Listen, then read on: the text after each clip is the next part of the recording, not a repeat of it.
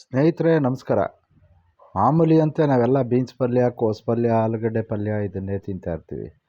ಇವತ್ತೊಂದು ಹೊಸ ಥರ ಪಲ್ಯ ಗುಂಡು ಬದನೆಕಾಯಿನ ಬಳಸ್ಕೊಂಡು ಒಂದು ಪಲ್ಯ ಮಾಡಿ ತೋರಿಸ್ತಿದ್ದೀನಿ.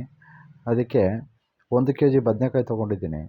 ಕಡಲೆಕಾಯಿ ಬೀಜ, ಒಂದೆರಡು ಚೂರು ಚಕ್ಕೆ, ಮತ್ತು ಒಂದು ಸ್ವಲ್ಪ ಧನಿಯಾ, ಒಂದು 7-8 ಹಸಿ ಒಣಮೆಣಸಿನ್ಕಾಯಿ, ಒಂದೆರಡು ಲವಂಗ, ಅದನ್ನು ಅಷ್ಟನ್ನು ಹುರ್ಕೊಂಡು ಮಿಕ್ಸಿಗೆ ಹಾಕ್ಕೊಂಡು, ನಂತರ ಈ ಬದನೆಕಾಯಿನ ಎಣ್ಣೆಯಲ್ಲಿ ಡೀಪ್ ಫ್ರೈ ಮಾಡಿಕೊಂಡು, ನಂತರ ಹುರಿದಿದ್ದು ಮಸಾಲೆ ಅಷ್ಟನ್ನು ನೈಸ್ ಪೌಡ್ರ್ ಮಾಡ್ಕೊಳ್ಳೋಣ.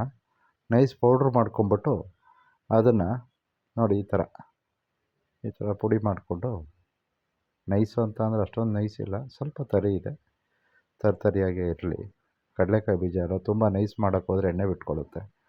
ನಂತರ ಬಾಣಲೆ ಇಟ್ಟು ಅದಕ್ಕೆ ಒಂದು 100 ಗ್ರಾಮ್ನಷ್ಟು ಎಣ್ಣೆ, ರಿಫೈಂಡ್ ಆಯಿಲ್ ಹಾಕಿ, ಸ್ವಲ್ಪ ಜೀರಿಗೆ ಹಾಕಿ, ನಂತರ ಆ ಜೀರಿಗೆ ಚಟಪಟ ಅಂತ ಅಂದಮೇಲೆ ಬೆಳ್ಳುಳ್ಳಿ ಪೇಸ್ಟು ಅದನ್ನು ಒಂದು ಸ್ವಲ್ಪ ಹಾಗೆ ಫ್ರೈ ಮಾಡ್ಕೋಬೇಕು, ಹಸಿ ವಾಸನೆ ಹೋಗುವಾಗ. ನಂತರ ಒಂದು ಸ್ವಲ್ಪ ಶುಂಠಿ ಪೇಸ್ಟು ಸ್ವಲ್ಪ ಫ್ರೈ ಮಾಡ್ಕೊಳ್ಳೋಣ.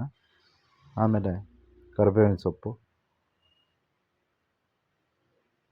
ಡೈಮಂಡ್ ಹೆಚ್ಚಿರೋವಂಥ ಈರುಳ್ಳಿ ಬಾಡಿಸ್ಕೊಂಡು, ಈರುಳ್ಳಿನ ಸ್ವಲ್ಪ ಬಾಡಿದ ನಂತರ ಸ್ವಲ್ಪ ಅರ್ಶಿಣದ ಪುಡಿ ಹಾಕ್ಕೊಳ್ಳೋಣ. ಹಾಕ್ಕೊಂಡು ಚೆನ್ನಾಗಿ ಬಾಡಿದ್ಮೇಲೆ ಹಚ್ಚಿಟ್ಕೊಂಡಿರೋದು 1-2 ಟೊಮೆಟೊನೂ ಹಾಕ್ಕೊಳ್ಳೋಣ.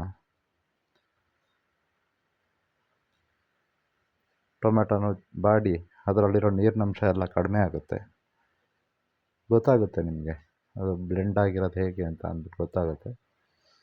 ನಂತರ ಈ ಕರೆದಿಟ್ಕೊಂಡಿರೋ ಬದನೆಕಾಯಿನ ಅದಕ್ಕೆ ಹಾಕ್ಕೊಂಡು ಕ್ಲೀನಾಗಿ ಅದ್ರ ಜೊತೆ ಮಿಕ್ಸ್ ಮಾಡ್ಕೋಬೇಕು.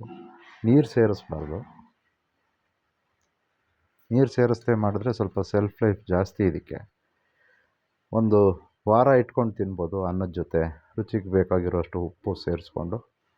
ನಂತರ ಈ ನಾವು ಪುಡಿ ಮಾಡ್ಕೊಂಡಿದ್ವಲ್ಲ ಪೌಡರ್, ಕಡಲೆಕಾಯಿ ಬೀಜ, ಒಣಮೆಣ್ಸಿನ್ಕಾಯಿ ಪೌಡ್ರ್ ಇದೆಯಲ್ಲ, ಇದೆಲ್ಲನೂ ಹಾಕಿ ಒಂದು ಸಾರಿ ನೀಟಾಗಿ ಮಿಕ್ಸ್ ಮಾಡ್ಕೊಂಬಿಟ್ಟು ನೋಡಿ ಈ ಥರ ಬರುತ್ತೆ. ಹೀಗಿರುತ್ತೆ. ಇದಕ್ಕೆ ನೀವು 15 ದಿವಸ ಬೇಕಾದರೂ ಕ್ಲೀನಾಗಿರೋ ಜಾಗದಲ್ಲಿ ನೀರು ಬೀಳದಿರೋ ಥರ ಇಟ್ಕೊಂಡ್ರೆ ಏನೂ ಆಗೋಲ್ಲ.